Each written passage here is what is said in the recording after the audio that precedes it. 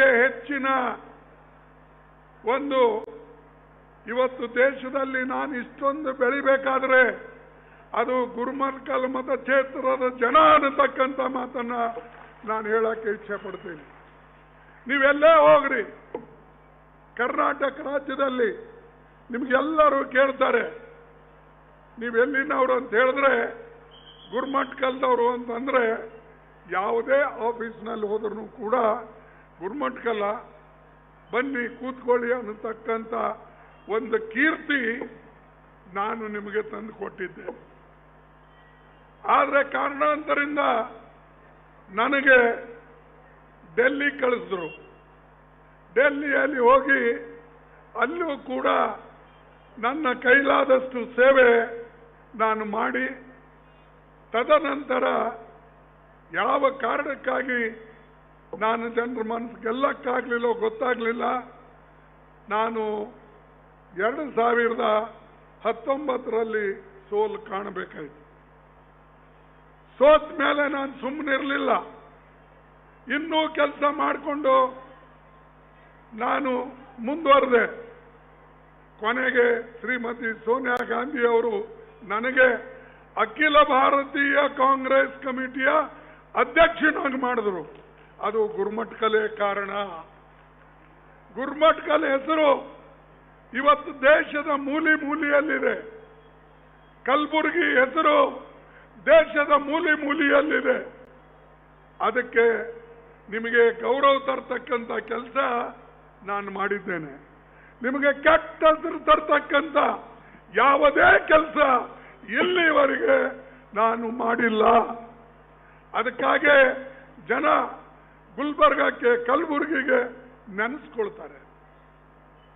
ಇವತ್ತು ನಮ್ಮ ಪಕ್ಕದ ರಾಜ್ಯದಲ್ಲಿ ನಮ್ಮ ಮುಖ್ಯಮಂತ್ರಿಗಳು ರೇವಂತ್ ರೆಡ್ಡಿ ಅವರು ಪ್ರಯತ್ನ ಮಾಡಿ ಮಾಡಿ ನಮ್ಮ ಕಾಂಗ್ರೆಸ್ ಪಾರ್ಟಿಗೆ ಅಧಿಕಾರವನ್ನು ತಂದುಕೊಟ್ರು. ಈಗ ಅವರು ಮುಖ್ಯಮಂತ್ರಿ ಆದರು.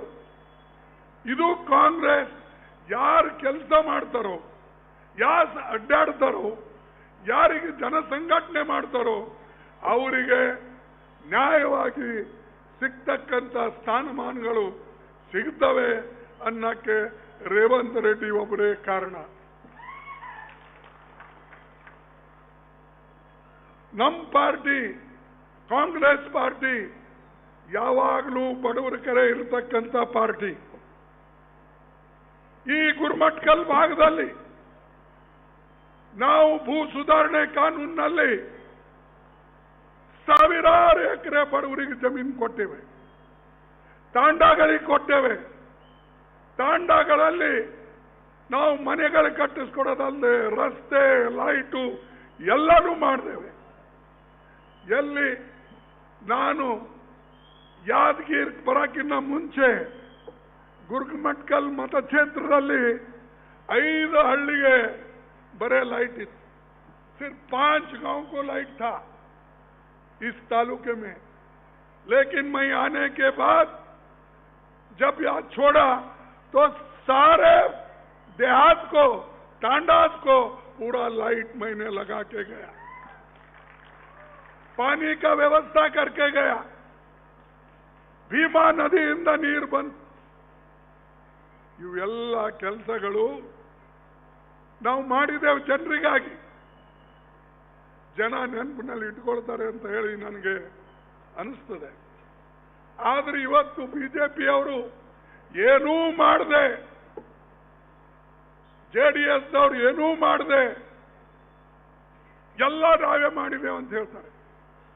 ಮೋದಿ ಅವರೇ ಹೇಳ್ತಾರೆ ಅವರು ಹುಟ್ಟೋಕ್ಕಿಂತ ಮುಂಚೆ ಇಲ್ಲಿ ಏನಿತ್ತು ದೇಶದಲ್ಲಿ, ಅವರು ಹುಟ್ಟಿದ ಮೇಲೆ ಏನಾಗಿದೆ ಅನ್ನೋದು ಎಲ್ಲರಿಗೂ ಗೊತ್ತಿದೆ.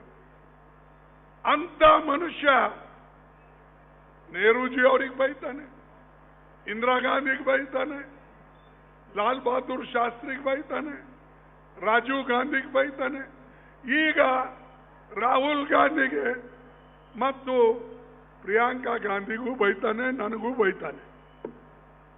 ಯಾಕೆ ಅಂದ್ರೆ ಅವ್ರ ಬಳಿ ಹೇಳಿಕೊಳ್ತಕ್ಕಂಥ ಕೆಲಸ ಯಾವುದೂ ಇಲ್ಲ. ಅದಕ್ಕಾಗಿ ಈಗೇನು ಚುನಾವಣೆ ನಡೀತು ಮೊನ್ನೆ, ಈಗ 2 ಹಂತದ ಚುನಾವಣೆ ನಡೆದಿದೆ. ಈ 2 ಹಂತದ ಚುನಾವಣೆಯಲ್ಲಿ ಕಾಂಗ್ರೆಸ್ ಪಾರ್ಟಿ ಮುಂಚೂಣಿಯಲ್ಲಿದೆ. ಅದಕ್ಕಾಗಿ ಮೋದಿ ಅವರು ಬಹಳ ಪರೇಶಾನ್ ಆಗಿದ್ದಾರೆ, ಬಹಳ ಫ್ರಸ್ಟ್ರೇಟ್ ಆಗಿದ್ದಾರೆ, ಬೇಜಾರಾಗಿ ಈಗ ಮಾತಾಡ್ತಾರೆ. ये सबकी संपत्ति ले रहे, सबकी संपत्ति लेके मुसलमानों को दे रहे. अरे ಇದು ಯಾವ ಸಂವಿಧಾನದಲ್ಲೂ ಬರೆದಿಲ್ಲ. ನಮ್ಮ ಚುನಾವಣೆ ಪ್ರಣಾಳಿಕೆ ಏನಿದೆ ಎಲ್ಲೂ ನಾವು ಹೇಳಿಲ್ಲ. ನಾವು ಹೇಳಿದ್ದು ಬಡವರಿಗೆ ಏನು ಕೊಡಬೇಕು ಅದನ್ನ ನಾವು ಕೊಡ್ತೇವೆ ಅಂತ ಹೇಳಿದ್ದೇವೆ ಹೊರತಾಗಿ ಹಿಂದೂ ಮುಸಲ್ಮಾನ್ ಅಂತೆಂದು ಕೂಡ ಇದೆ. ಯಾಕಂದ್ರೆ ಇಂದಿರಾ ಗಾಂಧಿ ಕಾಲದಲ್ಲಿ ನಾವು ಮಾಡಿ ತೋರಿಸಿದ್ದೇವೆ. ಭೂ ಸುಧಾರಣೆ ಕಾನೂನು ಯಾರು ಮಾಡಿದ್ರು? ಬ್ಯಾಂಕದ ರಾಷ್ಟ್ರೀಕರಣ ಯಾರು ಮಾಡಿದ್ರು? LIC ರಾಷ್ಟ್ರೀಕರಣ ಯಾರು ಮಾಡಿದ್ರು? ಇವೆಲ್ಲ ಬಡವರಿಗೋಸ್ಕರ ನಾವು ಮಾಡ್ತೇವೆ. ಸೋನಿಯಾ ಗಾಂಧಿ ಅವರು ನರೇಗಾ ಯೋಜನೆ ತಂದರು. ಮೋದಿ ಅಂತದ್ದೇನಾದ್ರೂ ತಂದಿದ್ದಾರ? ಫುಡ್ ಸೆಕ್ಯೂರಿಟಿ ಆಕ್ಟ್, ಆಹಾರ ಧಾನ್ಯ ಕೊಡ್ತಕ್ಕಂಥದ್ದು, ಪ್ರತಿ ಒಬ್ಬರಿಗೆ 35 kg ಅಕ್ಕಿ ಕೊಡ್ತಕ್ಕಂಥದ್ದು ಯಾರು ಮಾಡಿದ್ರು? ನಾವು ಮಾಡಿದೆವು. ಅದು ಆದ್ಮೇಲೆ ಮೋದಿ ಬಂದು ಕೋವಿಡ್ನಲ್ಲಿ 5 kg ಹೆಚ್ಚಿಗೆ ಮಾಡಿದ್ಮೇಲೆ मैं 80 करोड़ लोगों को फ्री में दे रहा हूं. अरे बाबा, तू देने से पहले हमने तो कानून बनाया, वो कानून को कोई छीन नहीं सकता. ಯಾರು ಆ ಕಾನೂನನ್ನ ತೆಗೆದುಕೊಳ್ಳಕ್ಕಾಗೋದಿಲ್ಲ. ಆ ಕೆಲಸ ನಾವು ಮಾಡಿದ್ದೇವೆ. ಬಡವರಿಗೆ ಎಜುಕೇಶನ್ ಸಲುವಾಗಿ ಹಕ್ಕು ಕೊಟ್ಟಿದ್ದೇವೆ. ಒಂದಲ್ಲ 16 ಕೆಲಸ ಸೋನಿಯಾ ಗಾಂಧಿ ಅವರು ಮಾಡಿದ್ದಾರೆ. ನೀವು ಏನೂ ಮಾಡದೆ बड़े पैकोत होगा. देश को मैं मजबूत बनाऊंगा. क्या हम क्या लूज बनाए थे क्या? अरे हमने तो पाकिस्तान के 2 टुकड़े करके बांग्लादेश करके दिए. तुम क्या किए भाई?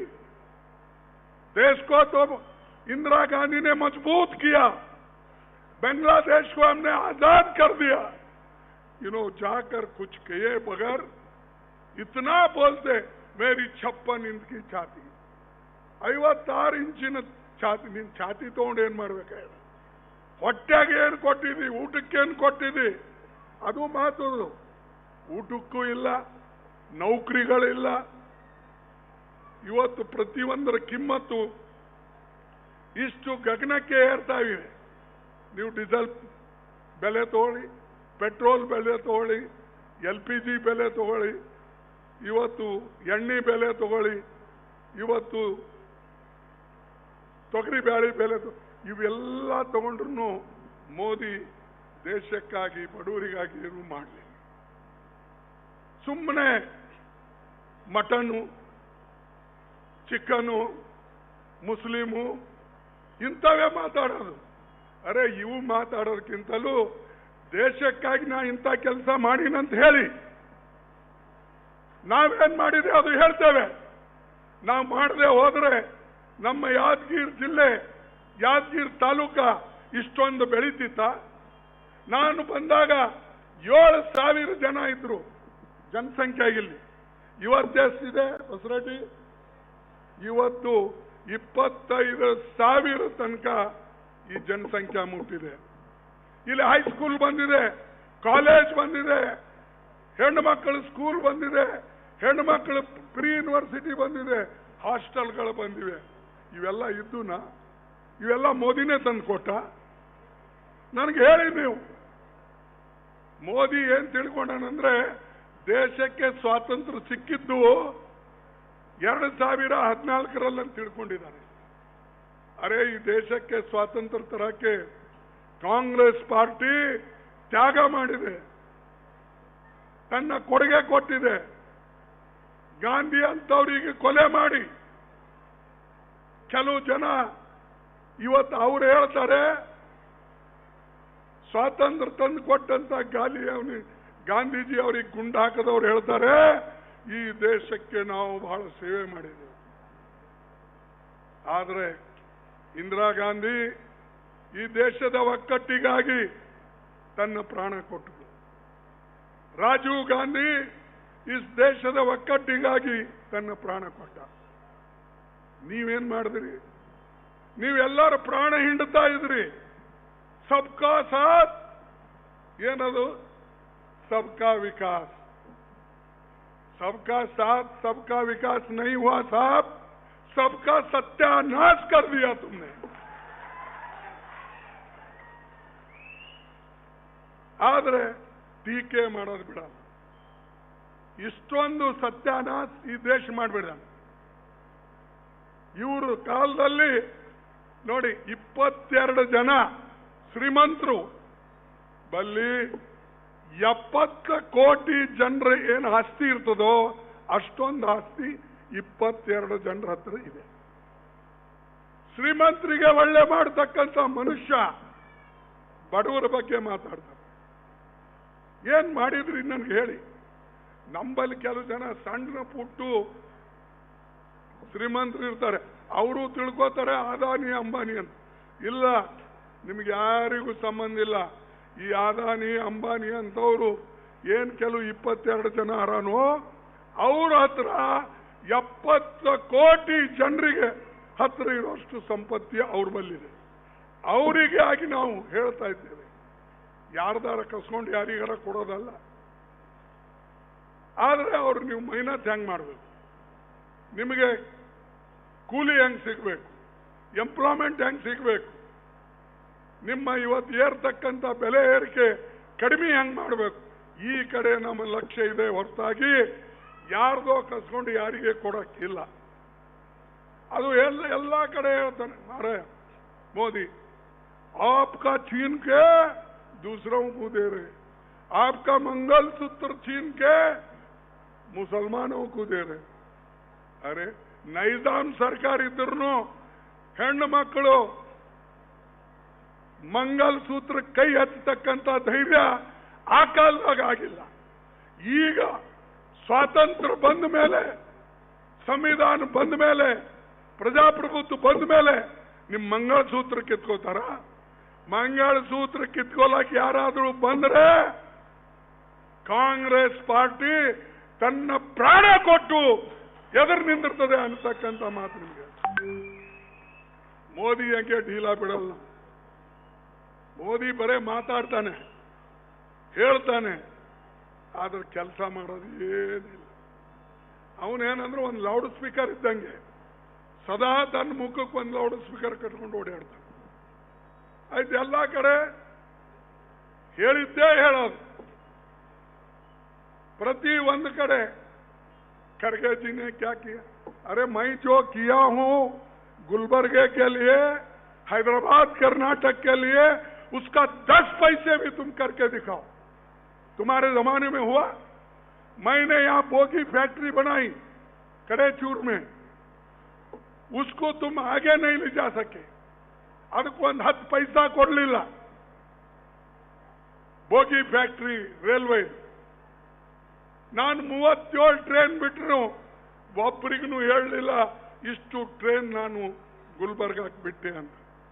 ಈ ಮೋದಿ ಒಂದು ಟ್ರೈನ್ ಬಿಟ್ರೆ ಅದು ಯಾವುದು? ವಂದೇ ಭಾರತ. ವಂದೇ ಭಾರತ್ ಎಷ್ಟದಪ್ಪ ಅದ್ರದ್ದು? 8,000 ರೂಪಾಯಿ, 7,000. ನಮ್ಮ ಕಾಲದಲ್ಲಿ 10 ಪೈಸಾ ಜಾಸ್ತಿ ಆದ್ರೆ ಜನ ಜಗಳ ಆಡ್ತಿದ್ರು, ರೈಲ್ವೆ ಕಮ್ಮಿ ಮಾಡ್ರಿ ಕಮ್ಮಿ ಮಾಡ್ರಿ.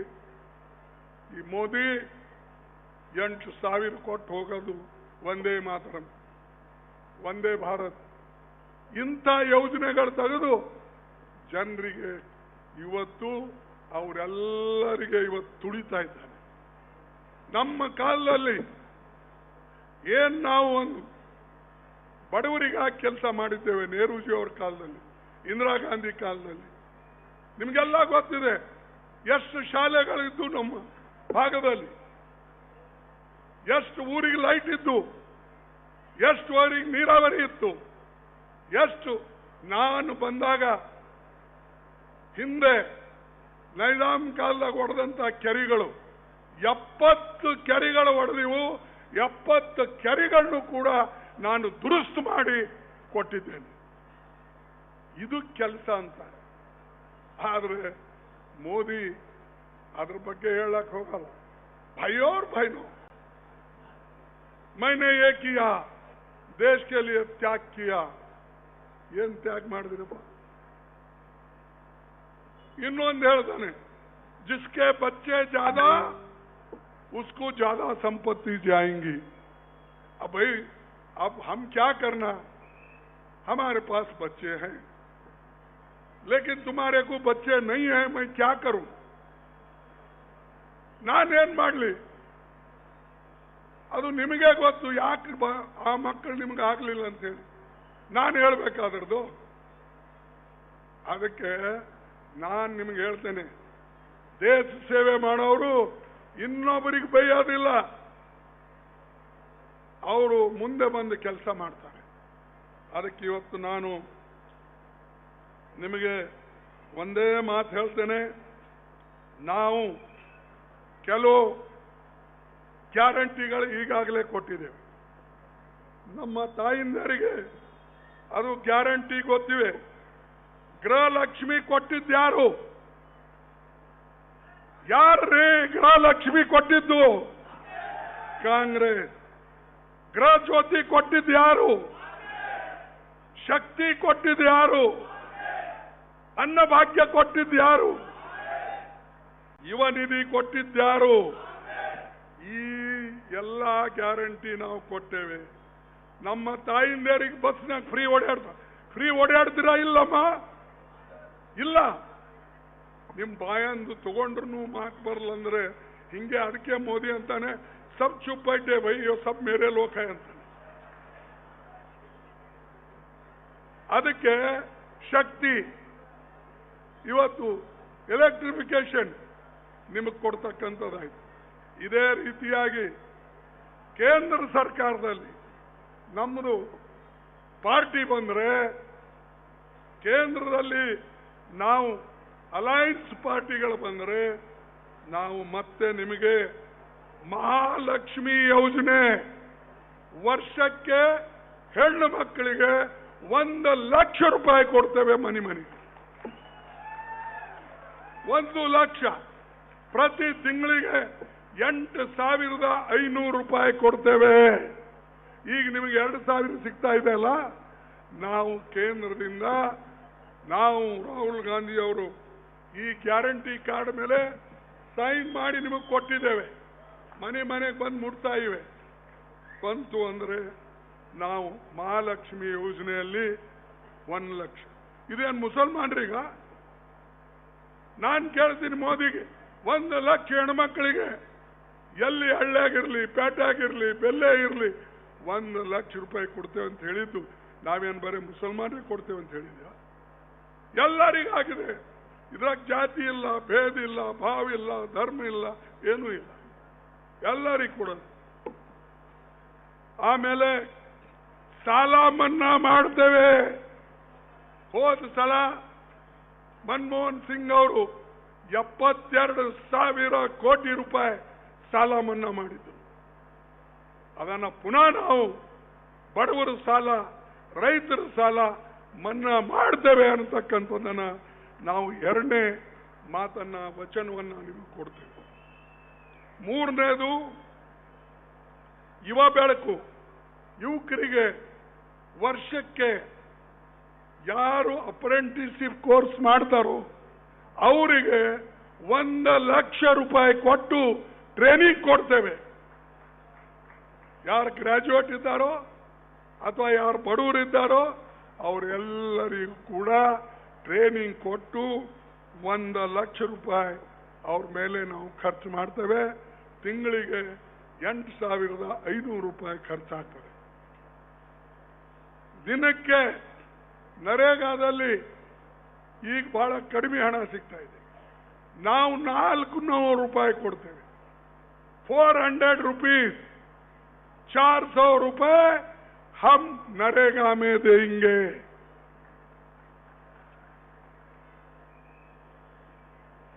ಆಮೇಲೆ ಬ್ಯಾಕ್ವರ್ಡ್ ಕ್ಲಾಸ್,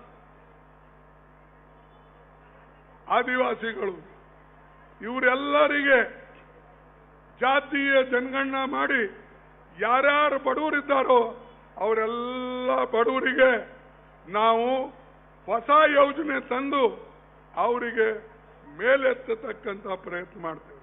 ಇದಕ್ಕೆ ವಿರೋಧ ಮಾಡ್ತಾ ಇದ್ದಾರೆ ಮೋದಿ. ಯಾಕೆ ವಿರೋಧ ಮಾಡ್ತಾರಂದ್ರೆ, ನಾವು ಪ್ರತಿ ಒಂದು ಮನೆಗೆ ಹೋಗಿ ಯಾರ ಹತ್ರ ಎಷ್ಟು ಜಮೀನಿದೆ, ಯಾರ ಹತ್ರ ಎಷ್ಟು ಗ್ರಾಜ್ಯುಯೇಟ್ಸ್ ಇದ್ದಾರೆ, ಅವ್ರ ಮನೆಗೆ ಓದು ಬರೆದು ಅವ್ರಿಗೇನಿದೆ ಇವೆಲ್ಲ ಲೆಕ್ಕ ತಗೊಂಡು ಅದೇ ರೀತಿಯಾಗಿ ಇಲ್ಲದವ್ರು ಯಾರಿದ್ದಾರೋ ಅವರಿಗೆ ನಾವು ಏನು ಕೊಡಬೇಕು ಸರ್ಕಾರದಿಂದ ಅದು ಕೊಡ್ತೇವೆ. ಅವ್ರು ಕಿತ್ಕೊಂಡು ಇನ್ನೊಬ್ರಿಗೆ ಕೊಡಲ್ಲ. ಇದು ತಪ್ಪು. ಮೋದಿ ಎಲ್ಲ ಕಡೆ ತಪ್ಪು ಹೇಳ್ಕೊಂಡು ಸುಳ್ಳು ಹೇಳ್ಕೊಂಡು ಅದು ಒಂದೇ ಸುಳ್ಳಿಲ್ಲ.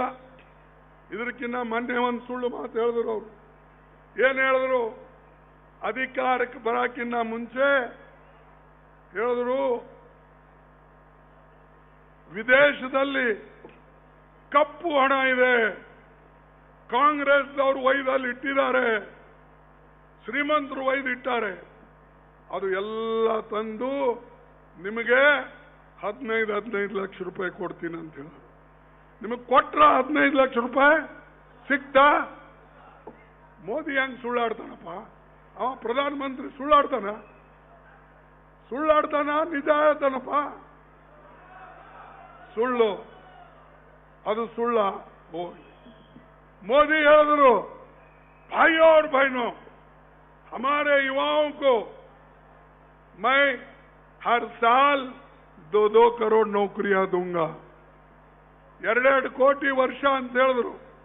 ಈಗ 20 ಕೋಟಿ ನೌಕರಿಗಳು ಕೊಟ್ರ? ಇಲ್ಲ. ಇದನ್ನು ಸುಳ್ಳೇನಾ? ಅರೆ ಮೋದಿ ಎಷ್ಟು ಸುಳ್ಳಾಡ್ತಾನಪ್ಪ. ರೈತರ ಆಮದಾನಿ ನಾನು 2 ಪಟ್ಟು ಮಾಡ್ತೀನಿ ಅಂತ ಹೇಳ್ದ. 2 ಪಟ್ಟು ಮಾಡ್ದ? ಇಲ್ಲ. ನೀವೇನು ಮೋದಿ ವಿರುದ್ಧ ಇದ್ದೀರಿ ನೀವು ಕಾಣ್ತದೆ. 2 ಪಟ್ಟು ಮಾಡ್ತೀನಿ ಅಂತ ಹೇಳ್ದ. ಎಲ್ಲಿದೆ 2 ಪಟ್ಟು? ಇಲ್ಲ. ಇದನ್ನು ಸುಳ್ಳೆ.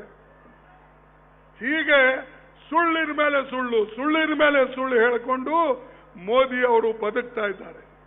ಈ ಸಾರಿನೂ ಇಸ್ ಬಾರ್ 400 ಪಾರ್ ಅಂತ ಹೇಳಿ ಇದು ಇನ್ನೂ ಒಳ್ಳೆ ಮಾತು ಹೇಳ್ದ, 400 ಅಂತ. ಯಾಕಂದ್ರೆ ಇದು 600 ಪಾರ್ ಅಂತ ಹೇಳ ಅವನು. ನಮ್ಮ ಪಾರ್ಲಿಮೆಂಟ್ ಇರೋದೇ 543.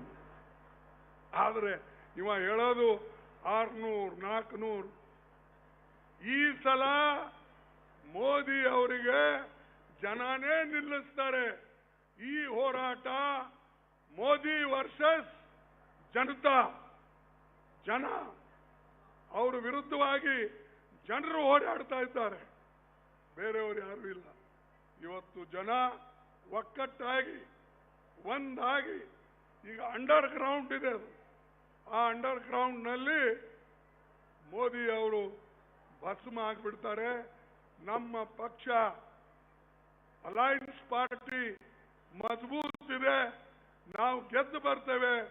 ಮತ್ತು ತಾವೆಲ್ಲರೂ ಕೂಡ ಹಸ್ತಕ್ಕೆ ಮತ ಕೊಡಬೇಕು ಅಂತ ಹೇಳಿ ನಿಮಗೆ ನಾನು ಕೇಳ್ಕೊತೀನಿ. ಹಸ್ತ ಇದು ಪರ್ಮನೆಂಟ್ ನಿಮ್ಮ ಜೊತೆಯಲ್ಲಿ ಇರೋದು. ಹಸ್ತ ಗುಲಾಬಿ ಹೂವ, ಕಮಲದ ಹೂವ, ಇದು ಒಣಗಿ ಹೋಗ್ತದೆ ಕಡ್ದು ಕೂಡ್ಲೇನೆ. ಆದ್ರೆ ಕೈ ಎಲ್ಲಿ ಹೋಗಲ್ಲ. ಕೈ ನಿಮ್ ಸರಿನೇ ಇರ್ತದೆ, ನಿಮ್ ಜೊತೆಯಲ್ಲೇ ಇರ್ತದೆ. ಅದಕ್ಕೆ ಬಂಧುಗಳೇ, ಕೈಗೆ ಮತಕ್ಷೇತ್ರ ಇದು ನನಗೆ ಹೊಸದೇನಿಲ್ಲ.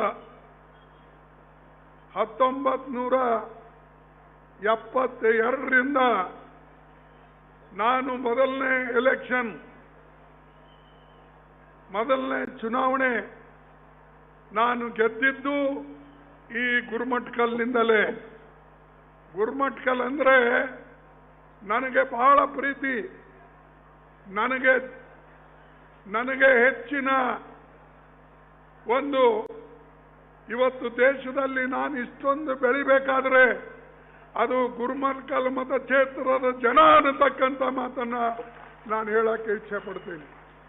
ನೀವೆಲ್ಲೇ ಹೋಗ್ರಿ ಕರ್ನಾಟಕ ರಾಜ್ಯದಲ್ಲಿ ನಿಮ್ಗೆಲ್ಲರೂ ಕೇಳ್ತಾರೆ ನೀವೆಲ್ಲಿನವರು ಅಂತ ಹೇಳಿದ್ರೆ ಗುರುಮಠಕಲ್ದವರು ಅಂತಂದ್ರೆ ಯಾವುದೇ ಆಫೀಸ್ನಲ್ಲಿ ಹೋದ್ರೂ ಕೂಡ ಗುರುಮಠಕಲ್ಲ ಬನ್ನಿ ಕೂತ್ಕೊಳ್ಳಿ ಅನ್ನತಕ್ಕಂಥ ಒಂದು ಕೀರ್ತಿ ನಾನು ನಿಮಗೆ ತಂದು ಕೊಟ್ಟಿದ್ದೆ. ಆದರೆ ಕಾರಣಾಂತರಿಂದ ನನಗೆ ಡೆಲ್ಲಿ ಕಳಿಸಿದ್ರು. ಡೆಲ್ಲಿಯಲ್ಲಿ ಹೋಗಿ ಅಲ್ಲೂ ಕೂಡ ನನ್ನ ಕೈಲಾದಷ್ಟು ಸೇವೆ ನಾನು ಮಾಡಿ ತದನಂತರ ಯಾವ ಕಾರಣಕ್ಕಾಗಿ ನಾನು ಜನರ ಮನಸ್ಸು ಗೆಲ್ಲಕ್ಕಾಗಲಿಲ್ಲ ಗೊತ್ತಾಗಲಿಲ್ಲ. ನಾನು 2019ರಲ್ಲಿ ಸೋಲು ಕಾಣಬೇಕಾಯಿತು. ಸೋತ ಮೇಲೆ ನಾನು ಸುಮ್ಮನಿರಲಿಲ್ಲ. ಇನ್ನೂ ಕೆಲಸ ಮಾಡಿಕೊಂಡು ನಾನು ಮುಂದುವರೆದೆ. ಕೊನೆಗೆ ಶ್ರೀಮತಿ ಸೋನಿಯಾ ಗಾಂಧಿ ಅವರು ನನಗೆ ಅಖಿಲ ಭಾರತೀಯ ಕಾಂಗ್ರೆಸ್ ಕಮಿಟಿಯ ಅಧ್ಯಕ್ಷನಾಗಿ ಮಾಡಿದ್ರು. ಅದು ಗುರುಮಠಕಲೇ ಕಾರಣ. ಗುರುಮಠಕಲ್ ಹೆಸರು ಇವತ್ತು ದೇಶದ ಮೂಲೆ ಮೂಲೆಯಲ್ಲಿದೆ. ಕಲಬುರಗಿ ಹೆಸರು ದೇಶದ ಮೂಲೆ ಮೂಲೆಯಲ್ಲಿದೆ. ಅದಕ್ಕೆ ನಿಮಗೆ ಗೌರವ ತರ್ತಕ್ಕಂಥ ಕೆಲಸ ನಾನು ಮಾಡಿದ್ದೇನೆ. ನಿಮಗೆ ಕೆಟ್ಟ ಹೆಸರು ತರ್ತಕ್ಕಂಥ ಯಾವುದೇ ಕೆಲಸ ಇಲ್ಲಿವರೆಗೆ ನಾನು ಮಾಡಿಲ್ಲ. ಅದಕ್ಕಾಗಿ ಜನ ಗುಲ್ಬರ್ಗಕ್ಕೆ ಕಲಬುರಗಿಗೆ ನೆನೆಸ್ಕೊಳ್ತಾರೆ. ಇವತ್ತು ನಮ್ಮ ಪಕ್ಕದ ರಾಜ್ಯದಲ್ಲಿ ನಮ್ಮ ಮುಖ್ಯಮಂತ್ರಿಗಳು ರೇವಂತ್ ರೆಡ್ಡಿ ಅವರು ಪ್ರಯತ್ನ ಮಾಡಿ ಮಾಡಿ ನಮ್ಮ ಕಾಂಗ್ರೆಸ್ ಪಾರ್ಟಿಗೆ ಅಧಿಕಾರವನ್ನು ತಂದುಕೊಟ್ರು. ಈಗ ಅವರು ಮುಖ್ಯಮಂತ್ರಿ ಆದರು. ಇದು ಕಾಂಗ್ರೆಸ್ ಯಾರು ಕೆಲಸ ಮಾಡ್ತಾರೋ, ಯಾರು ಅಡ್ಡಾಡ್ತಾರೋ, ಯಾರಿಗೆ ಜನ ಸಂಘಟನೆ ಮಾಡ್ತಾರೋ ಅವರಿಗೆ ನ್ಯಾಯವಾಗಿ ಸಿಗ್ತಕ್ಕಂಥ ಸ್ಥಾನಮಾನಗಳು ಸಿಗ್ತವೆ ಅನ್ನಕ್ಕೆ ರೇವಂತ್ ರೆಡ್ಡಿ ಒಬ್ಬರೇ ಕಾರಣ. ನಮ್ಮ ಪಾರ್ಟಿ ಕಾಂಗ್ರೆಸ್ ಪಾರ್ಟಿ ಯಾವಾಗಲೂ ಬಡವರ ಕರೆ ಇರತಕ್ಕಂಥ ಪಾರ್ಟಿ. ಈ ಗುರುಮಠಕಲ್ ಭಾಗದಲ್ಲಿ ನಾವು ಭೂ ಸುಧಾರಣೆ ಕಾನೂನಿನಲ್ಲಿ ಸಾವಿರಾರು ಎಕರೆ ಬಡವರಿಗೆ ಜಮೀನು ಕೊಟ್ಟೇವೆ, ತಾಂಡಾಗಳಿಗೆ ಕೊಟ್ಟೇವೆ.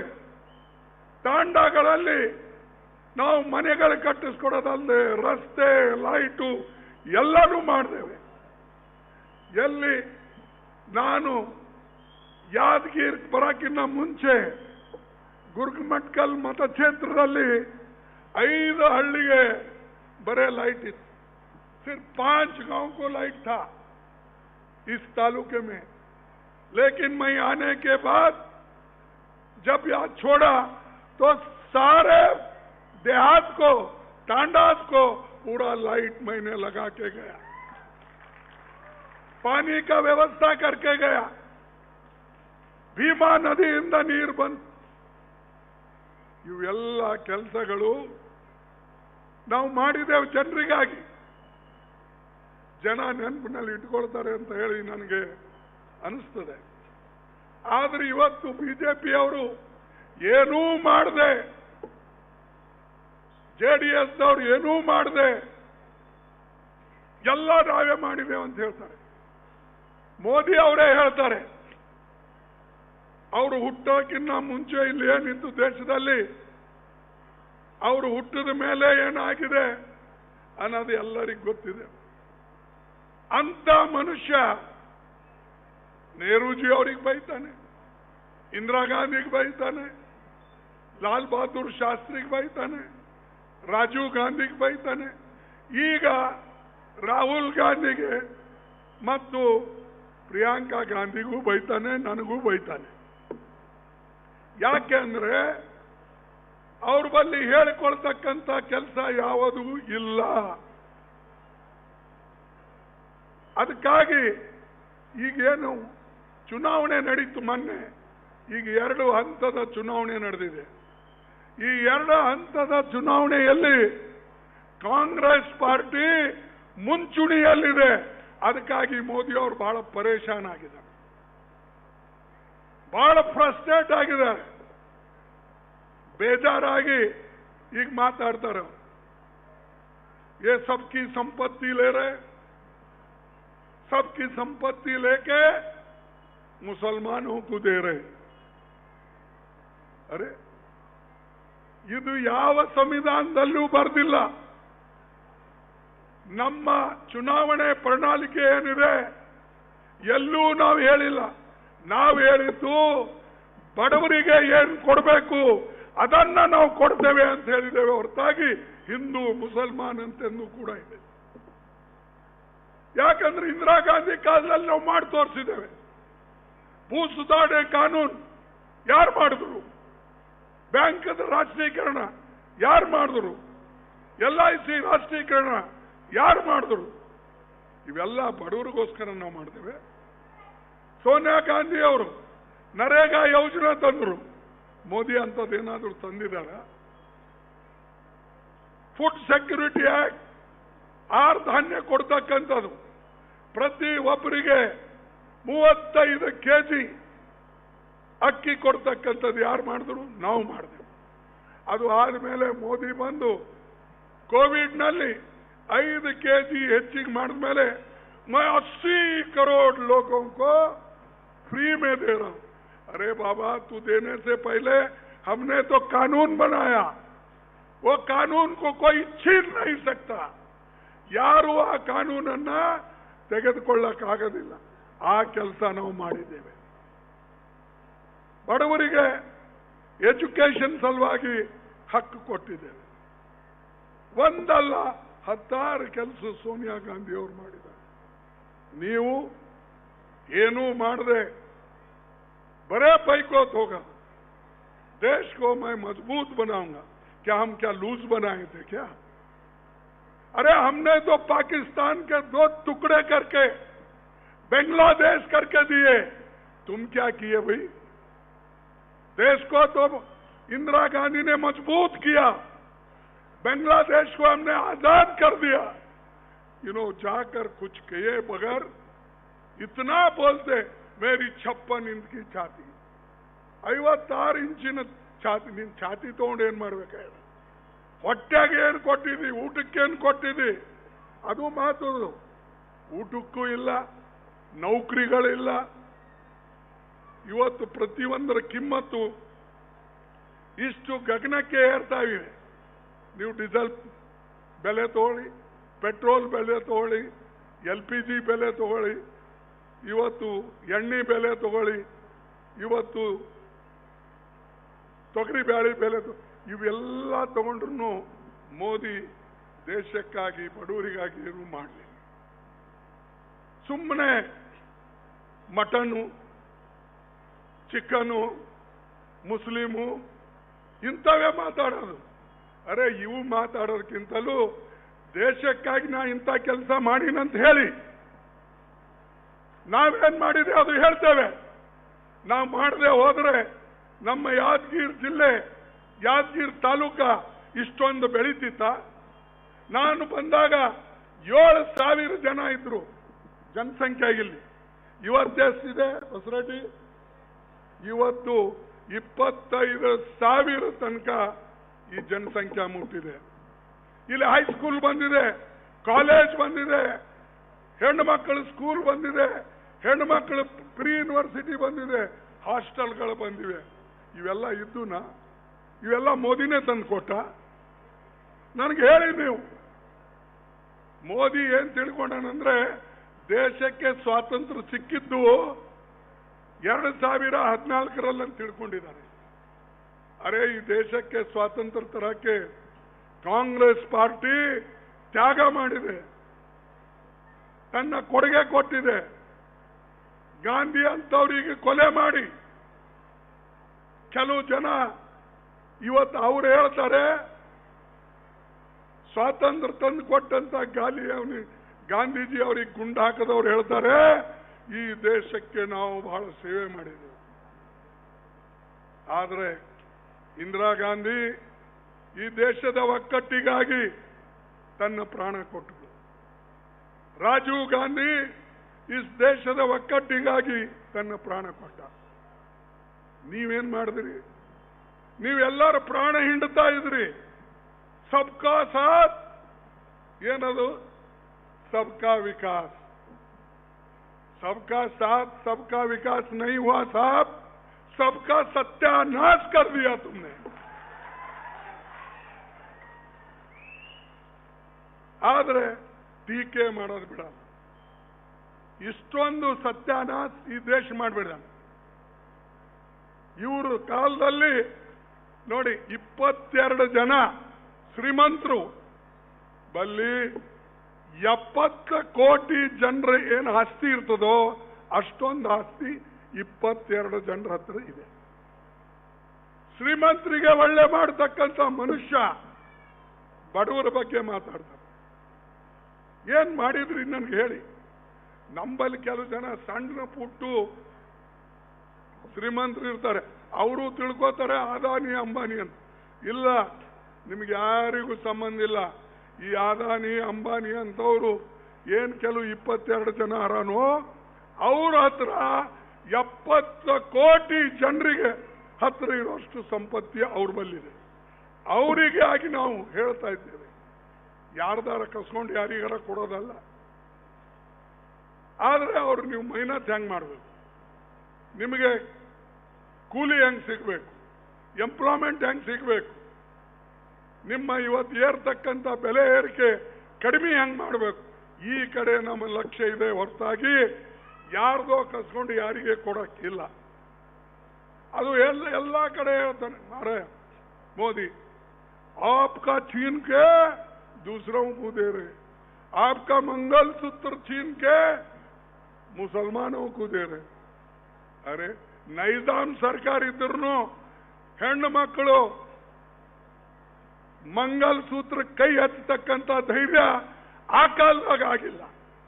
ಈಗ ಸ್ವಾತಂತ್ರ್ಯ ಬಂದ ಮೇಲೆ, ಸಂವಿಧಾನ ಬಂದ ಮೇಲೆ, ಪ್ರಜಾಪ್ರಭುತ್ವ ಬಂದ ಮೇಲೆ ನಿಮ್ ಮಂಗಳಸೂತ್ರ ಕಿತ್ಕೋತಾರ?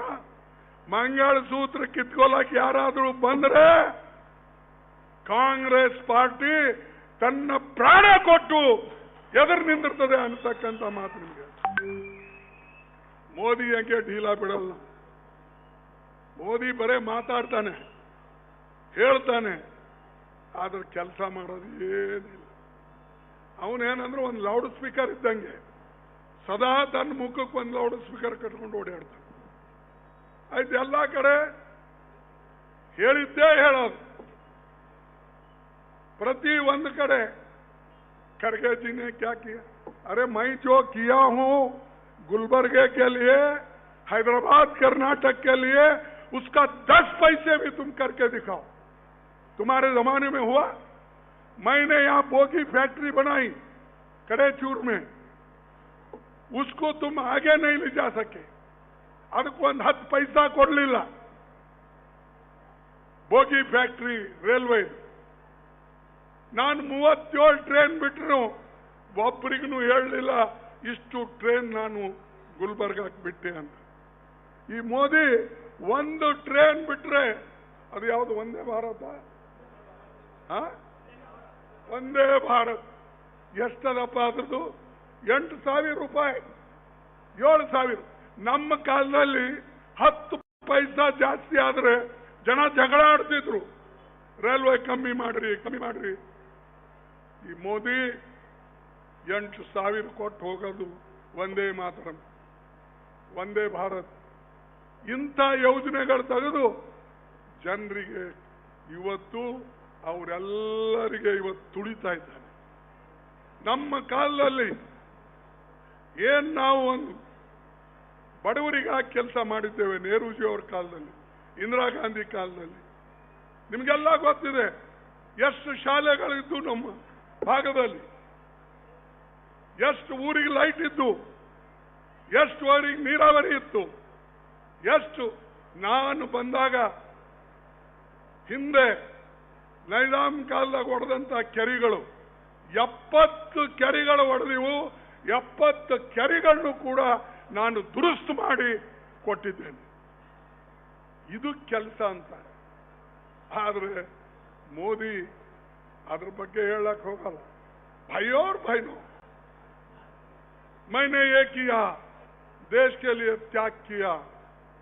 ಏನ್ ತ್ಯಾಗ ಮಾಡಿದ್ರಪ್ಪ? ಇನ್ನೊಂದು ಹೇಳ್ತಾನೆ, जिसके बच्चे ज्यादा उसको ज्यादा संपत्ति जाएंगी. अब भाई अब हम क्या करना, हमारे पास बच्चे हैं लेकिन तुम्हारे को बच्चे नहीं है, मैं क्या करूं? ನಾನೇನ್ ಮಾಡ್ಲಿ? ಅದು ನಿಮಗೆ ಗೊತ್ತು ಯಾಕೆ ಆ ಮಕ್ಕಳು ನಿಮ್ಗೆ ಆಗ್ಲಿಲ್ಲ ಅಂತೇಳಿ ನಾನು ಹೇಳ್ಬೇಕಾದ್ರದ್ದು. ಅದಕ್ಕೆ ನಾನು ನಿಮ್ಗೆ ಹೇಳ್ತೇನೆ, ದೇಶ ಸೇವೆ ಮಾಡೋರು ಇನ್ನೊಬ್ಬರಿಗೆ ಬೈಯೋದಿಲ್ಲ, ಅವರು ಮುಂದೆ ಬಂದು ಕೆಲಸ ಮಾಡ್ತಾರೆ.